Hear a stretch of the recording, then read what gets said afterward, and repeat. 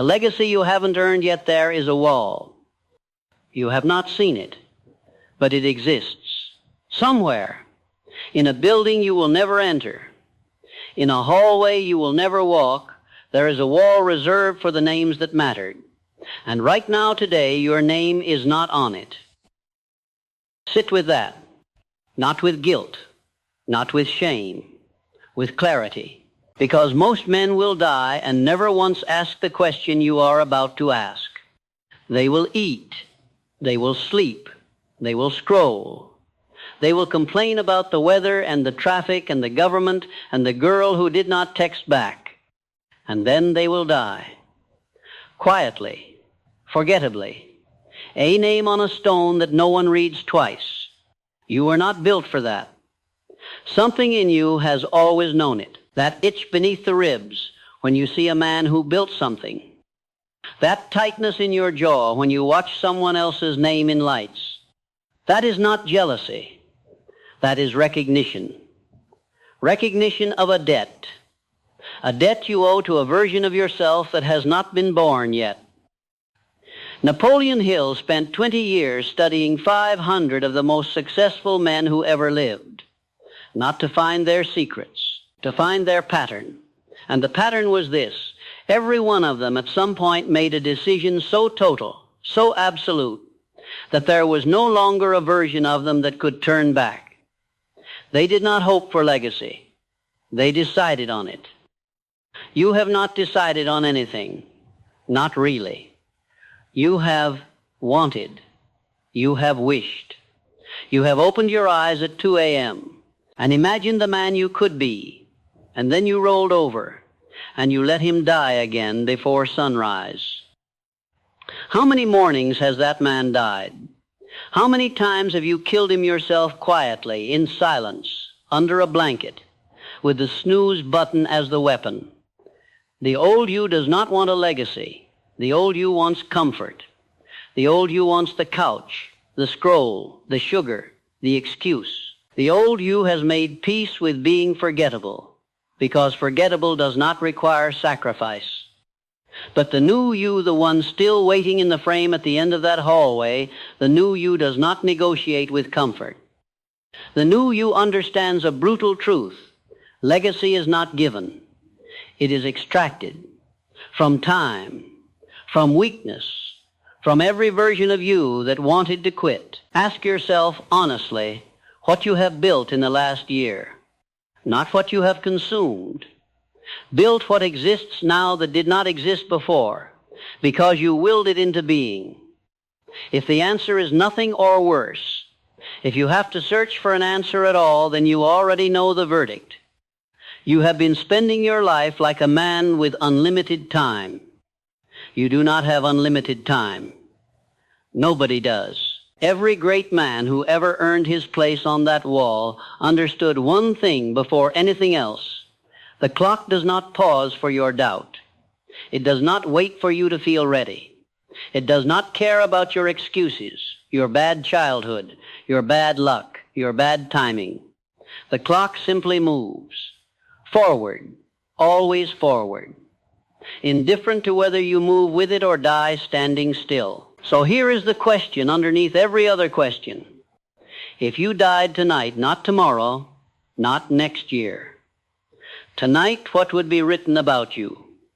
Would there be a paragraph, a sentence, a blank space where a legacy should have been? This is not meant to frighten you. This is meant to wake you. Because somewhere inside you, buried under a decade of small surrenders, is a man who is never meant to be forgettable. A man who is built engineered, by blood and by will to leave something behind that outlives his own body. That man is not gone. He is only asleep. And tonight, we are going to wake him. You think legacy is for other men. Men with more money, more time, more luck. Men who were handed a head start you never got. That is the lie the old you tells to justify staying small.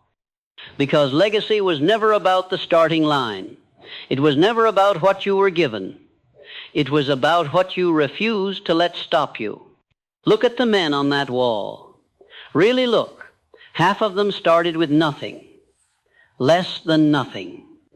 Debt, failure, public humiliation, men who were laughed out of rooms, who buried children, who lost fortunes twice before they built the one that lasted. They did not have advantages. They had decisions. And decisions are the one resource that has never been rationed by birth, by luck, or by circumstance. You have exactly as many decisions available to you today as any man who ever built an empire. The only difference between you and them is that they used theirs. Think about what definiteness of purpose actually means. Not a New Year's resolution, not a vague wish to do better. A single, burning, specific target that you have nailed your identity to so completely that turning back would mean betraying yourself. Most men never choose one thing. They drift between 5 ambitions, half committed to each, fully committed to none. And drifting men do not get remembered. Drifting men do not get wall space. Drifting men get a name on a stone that nobody reads twice. You were not born to drift.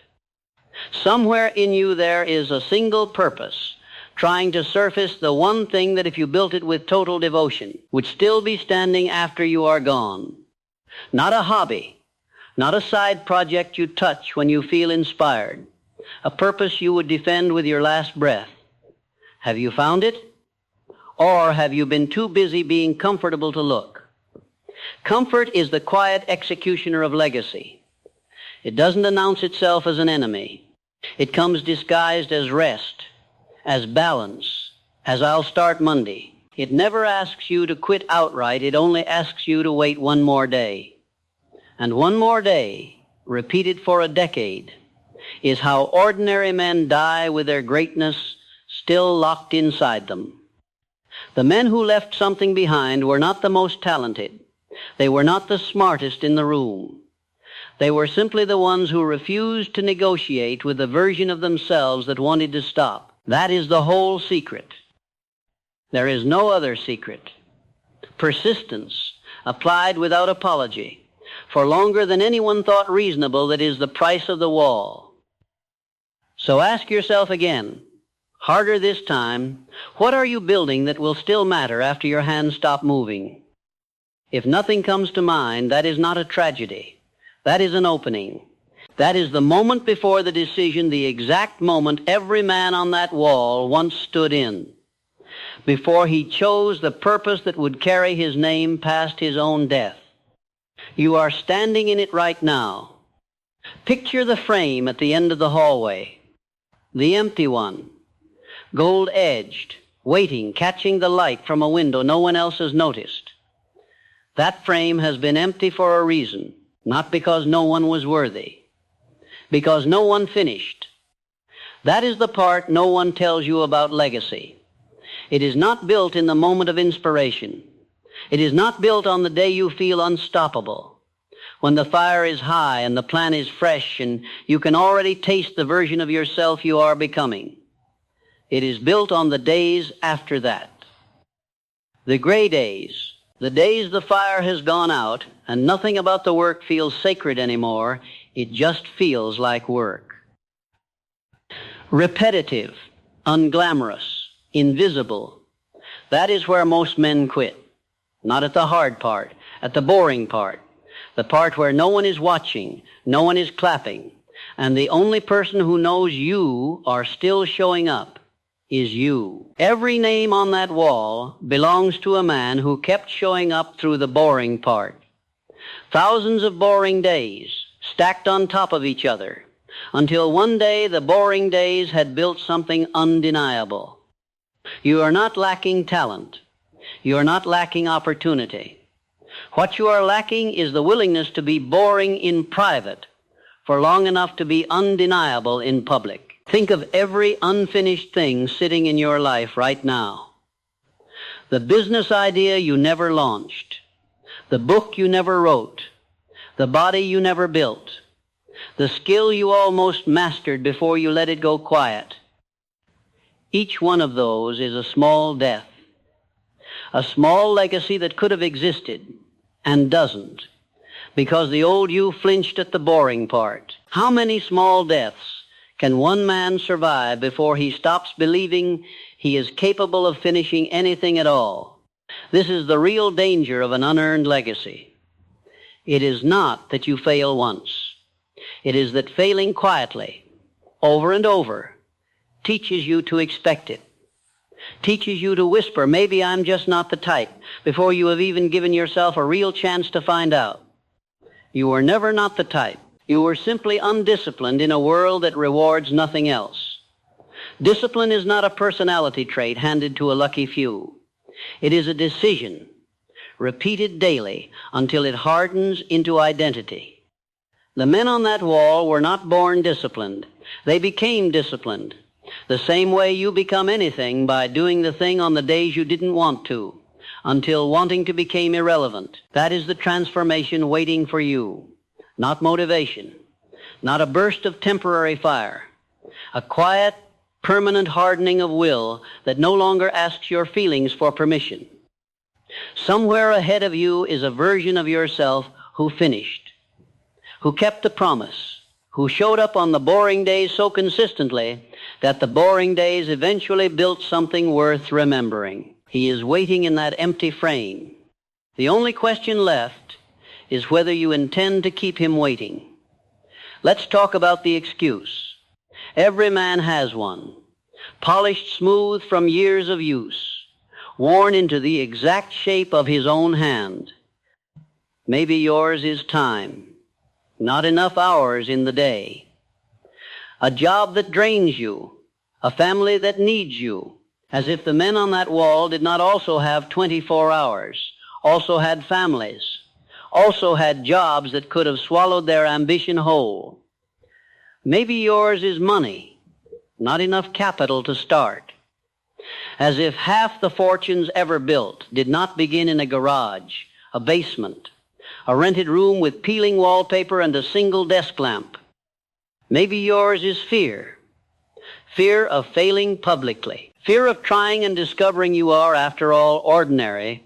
That fear is the oldest excuse in existence, and it is also the most honest one, because it is the only excuse that admits the real stakes. You are not afraid of failing. You are afraid of finding out you never had it in you, and so you protect yourself by never fully trying. A half effort can always be blamed on the half. A full effort has nowhere left to hide. That protection is costing you your legacy. Because here is the truth no one wants to hand you straight. The man who tries fully and fails has told you something real about himself. The man who never tries fully has told you nothing, except that he was more afraid of the truth than he was hungry for the wall. Which one do you intend to be? Every excuse you have ever used was available in equal measure to a man who built something that outlived him anyway. Not because his excuse was smaller, because his hunger was larger. Hunger is the variable, not talent, not luck, not timing. Hunger, the kind that makes the boring days tolerable, the kind that makes rejection a data point instead of a verdict, the kind that keeps a man working on a dream long after everyone around him has quietly stopped believing in it. Do you still have that hunger? Or did you trade it, one comfortable evening at a time, for the numbness of a life that asks nothing of you? Numbness feels safe. That is its trick. It does not announce itself as decay. It announces itself as peace, as I'm just being realistic, as not everyone is meant for that. But peace bought with a buried purpose is not peace. It is a slow forfeiture. And forfeiture, repeated for decades, is how a man arrives at 60, 70, 80 years old and looks back at a life that could have mattered and finds only the itch, still there, still unanswered, now too late to chase. You are not there yet. Whatever age you are reading this at, you are not too late. You are simply at the exact moment where the choice is still yours, where the frame is still empty and still waiting and still gold-edged in a light that has not gone out. That will not always be true. There is a version of this story where you keep reading, feel something stir, and go back to the scroll, the couch, the small, comfortable death of another unremarkable day. And there is a version where you stand up. Here is what standing up actually requires. Not a speech, not a vision board, not a single dramatic moment you can point to later and say that's when everything changed. Standing up requires a decision made in private on an ordinary day with no audience and no applause, and then requires that same decision made again the next day and the next, until the decision itself becomes who you are. This is where most men misunderstand legacy entirely. They imagine it as a single act of greatness, a breakthrough, a lucky break, a moment of genius that separates the remembered from the forgotten. But every man who ever earned his place on that wall will tell you the same thing. If you ask him honestly, legacy was never one moment. It was thousands of unremarkable moments, repeated with a discipline that looked, from the outside, almost boring. Wake before the excuse can form. Do the work before the doubt can catch you. Keep the promise on the day it is inconvenient, because the day it is inconvenient is the only day the promise is actually being tested. Anyone can keep a promise when it's easy. Only the man building a legacy keeps it when it costs him something. That is definiteness of purpose, stripped of the language and reduced to its rawest form. A decision defended daily against every version of you that wants to be let off the hook. You will be tempted to let yourself off the hook. Tonight, tomorrow, next week. The old you will show up with a reasonable sounding argument for why today doesn't count, why you can start fresh Monday, why one missed day changes nothing. One missed day changes nothing. 10 missed days is a pattern. 100 missed days is an identity. And an identity built on I'll start tomorrow is the identity of every man whose name will never touch that wall. So the discipline is not really about the single action. It is about refusing to become the kind of man who negotiates with his own purpose. Every time you keep the promise on a hard day, you are not just making progress on the goal, you are proving to yourself in a language deeper than words that you are not the old you anymore. That proof compounds. Every kept promise makes the next one easier to keep, not because the work gets easier, but because your identity has shifted beneath you. You stop being a man who is trying to be disciplined and become a man who simply is. This is the transmutation Hill wrote about, not some mystical alchemy, but the very real, very physical process of desire converted into action, repeated until it hardens into character. Desire alone builds nothing. Desire plus surrender builds nothing. It is desire plus discipline, applied without exception, that builds a life someone will still be talking about after you're gone. You already have the desire. You would not have read this far without it. What remains is the discipline. And discipline, unlike talent or luck or timing, is available to you the moment you decide to stop waiting for permission to begin. The frame at the end of the hallway is not reserved for extraordinary men. It is reserved for men who refuse to stop being ordinary in public on ordinary days until the ordinary days built something extraordinary. One more thing before you close this, before you go back to your day and let it swallow this feeling the way it has swallowed every other feeling like it. I am not asking you to become a different person overnight. That is not how this works, and any man who tells you otherwise is selling you something. I am asking you to make one decision, tonight, small enough to actually keep, serious enough to matter. Pick the thing, the one you have circled around for years without committing to, the book unwritten, the business unstarted, the body unbuilt, the skill abandoned halfway. Pick it, not the easiest one, the one that actually matters, the one that has been quietly waiting in the back of your mind since long before you found this, and then do the smallest true thing toward it before you sleep tonight.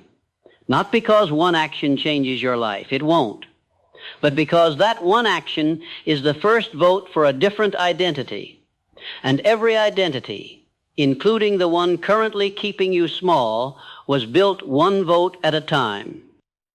The men on that wall did not start as men who belonged on a wall. They started as men who cast one vote, then another, until the votes outnumbered the doubts and the identity shifted beneath them without their even noticing the exact day it happened. You will not feel like a different man tomorrow morning. That is fine. You are not supposed to. Legacy is not felt in the moment it is built. It is only visible looking backward, from a distance, by people who were not there for the boring days that made it possible. So do not wait to feel ready. Readiness is a myth the old you invented to buy one more day of comfort. You are as ready right now as you will ever be before you begin, because readiness is not a feeling that arrives before action. It is a byproduct that only shows up after. Somewhere ahead of you, that empty frame is still waiting, gold-edged, lit by a window no one else has noticed. It does not care how old you are, how many times you have failed before, how far behind you feel today. It only asks one thing, that you stop deciding tomorrow and start deciding tonight. The old you would close this and forget it by morning. The man who belongs on that wall is not going to let that happen. Which one are you going to be?